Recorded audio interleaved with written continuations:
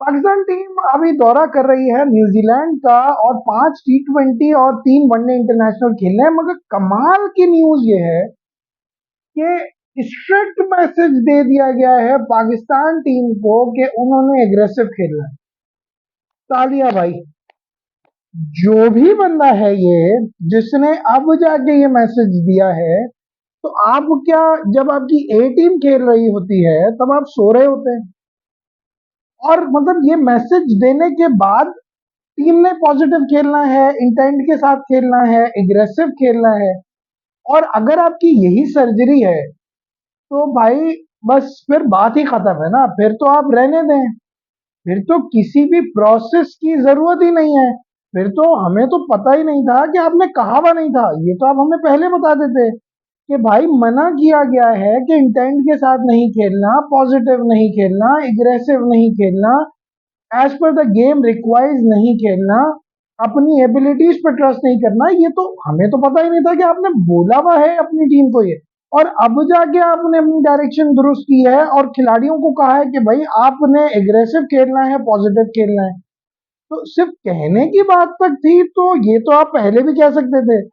बहुत बात ये भी हो रही है कि पाकिस्तान या न्यूजीलैंड ने अपनी बी टीम उतारी क्योंकि उनके 5 प्लेयर्स नहीं है। तो पाकिस्तान की भी तो बी ही टीम है। ये जो 4-5 नए लड़के हम लेके गए हैं, बॉलर्स तो देखो हमारे ऑलरेडी फारिग हो चुके हैं, ये तो चैंपियंस ट्रॉफी में पता लग ही गया।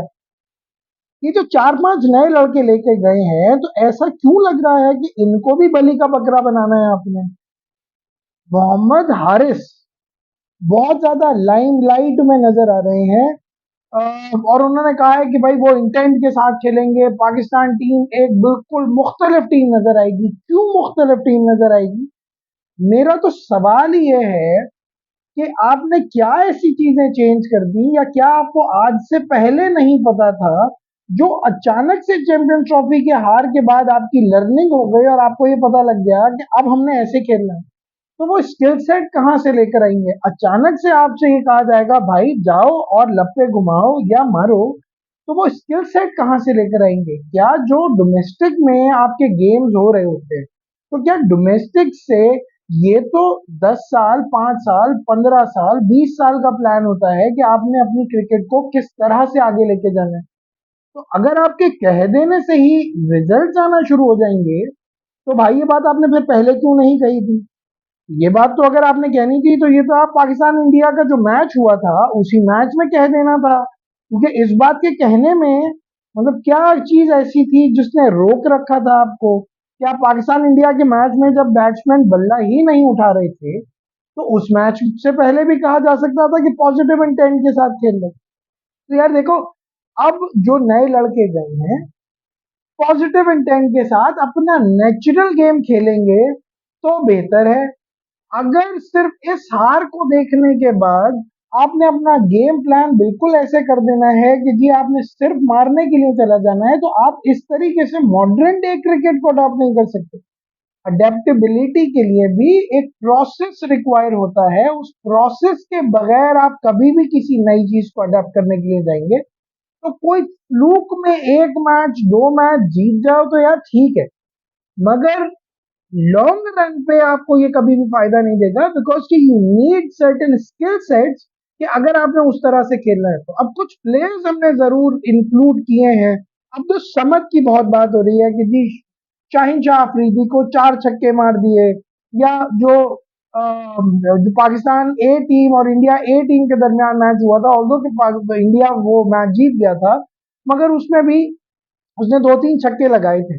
तो अभी तो अब्दुल समद ने आना है तो आने दें, उसके बाद उसको खेलने दें, और खेलने के बाद एक कंसिस्टेंटली परफॉर्म करने दें। उसके बाद लोगों को हीरोज बनाया करें, बजाय इसके कि आपने आज से उसके ऊपर एक एडिशनल प्रेशर डाल दिया है कि जब उसने जाना है तो उसने सिर्फ छक्के मारने हैं, और दूसरी टीम भी बिल्कुल कोई नल्ली नहीं होगी। देखिए शाहीन शाह अफरीदी अभी टीम का हिस्सा हैं, और वो एक वीडियो भी वायरल हुई हुई है जिसमें वो प्रैक्टिस सेशन में नजर आया कि शाहीन शाह अफरीदी ने एक शॉट मारा और वो बॉल बिल्कुल, जो एक फील्डर वहां खड़े हुए थे, नेट्स हो रहे थे, उसके बिल्कुल सर के पास से गई, और उन्होंने शाहीन शाह अफरीदी ने अपना सर पकड़ लिया कि भाई, और बात सही है कि अगर वो बॉल लग जाती तो बहुत जोर की बॉल है। मगर यार जेन्युइनली ये सबको पता है कि अगर आपको स्पिनर यहाँ पे बल्ले के नीचे बॉल देगा तो आपका बैट स्विंग यूं ही जाता है। ये ऑलराउंडर नहीं होता, ऑलराउंडर हार्दिक पांड्या है, अब्दुल रजाक है। वैसे हार्दिक पांड्या और अब्दुल रजाक के ऊपर भी मोहम्मद हफीज ने आई थिंक कहा है कि Abdul Razzaq was a much better allrounder than Hardik Pandya. इस पे एक वीडियो मैंने करनी है, और अगर तुम वो वीडियो देखना चाहते हो तो स्पोर्ट्स लगाओ को सब्सक्राइब कर लो ताकि वो वीडियो तक तुम तक पहुंच जाए। तो खैर, बात हो रही थी शाहीन शाह अफरीदी की। तो अगर आपको बल्ले के नीचे बॉल मिल रही है और आपने सिर्फ ऐसे बैट घुमाना है और आपने ये कहना है कि आप ऑलराउंडर हैं, यार आई एम सॉरी, बॉलिंग आपकी अच्छी थी, अब आपका बॉलिंग पे से भी फोकस हट गया है। बॉलिंग पे थोड़ा सा जरा और ज्यादा फोकस करने की जरूरत है। वो जो 2 विकेट्स आपने एक जमाने पहले ली थी जिसमें आपने रोहित शर्मा को एलबीडब्ल्यू किया था और जो केएल राहुल की विकेट थी, दैट वाज आउट क्लास। उसके बाद से लेके अभी तक कुछ बेहतरीन परफॉर्मेंस देखने में नजर नहीं आई, बल्कि हर बैट्समैन ने जो भी आया है शुरू के ओवर्स हो, शुरू के ओवर्स में कहीं ना कहीं थोड़ा बहुत वो ख्याल भी कर जाते हैं, मगर एंड के ओवर्स में तो वो बिल्कुल थल्ले लगा देते हैं शाहीन शाह अफरीदी को। तो पाकिस्तान का ये जो टूर होने वाला है ये बड़ा टेस्टिंग टूर होने वाला है, और इस टेस्टिंग टूर में बहुत सारी चीजों का पता लगेगा।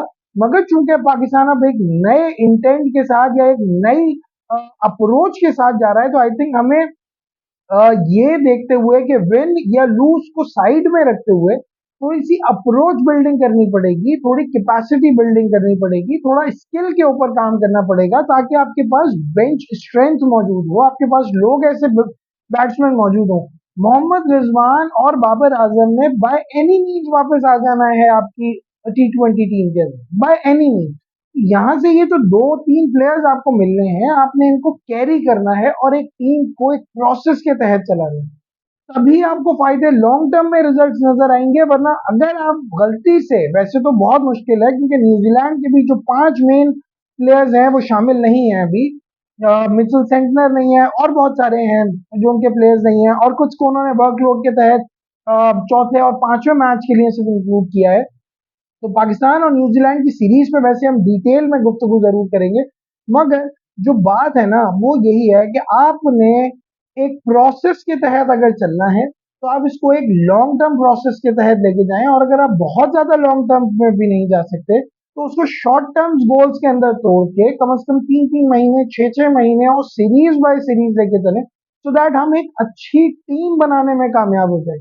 ये टीम जो इस वक्त आपकी गई है ये एक एक्सपीरियंस है, और अगर इसमें से कुछ लड़के परफॉर्म कर भी जाएंगे और वो 2 महीने या 3 महीने में आगे परफॉर्म कर लेंगे, तो जो बड़ी टीम्स हैं वो इनके खिलाफ काउंटर भी बनाएंगी, और वो काउंटर जब लेकर आएंगी तो इन प्लेयर्स के लिए जरा मुश्किल होगा। तो इंटरनेशनल लेवल पे आपको एक लॉन्ग टर्म अब वो चाहिए, और जिस तरफ पाकिस्तान क्रिकेट जितनी नीचे जा चुकी है, मुझे अब ऐसा लगता है कि बहुत इमीडिएट रिकवरी की उम्मीद रखना भी आई थिंक थोड़ा सा अनफेयर होगा इन प्लेयर्स के साथ जो नए प्लेयर्स अब जाके खेलेंगे। I wish them all luck, और ये परफॉर्म करें, ये अच्छा हो पाकिस्तान क्रिकेट के लिए। मगर ये जो सीरीज होनी है ये बड़ी टेस्टिंग सीरीज होनी है, और इसमें आगे चल के देखते हैं कि क्या होता है। तो इसके बारे में या पीएसएल के बारे में या आईपीएल के बारे में अगर तुम जानना चाहते हो बहुत सारी मजेदार खबरें, तो स्पोर्ट्स लगाओ को सब्सक्राइब करो और लाइक करो वीडियोस को।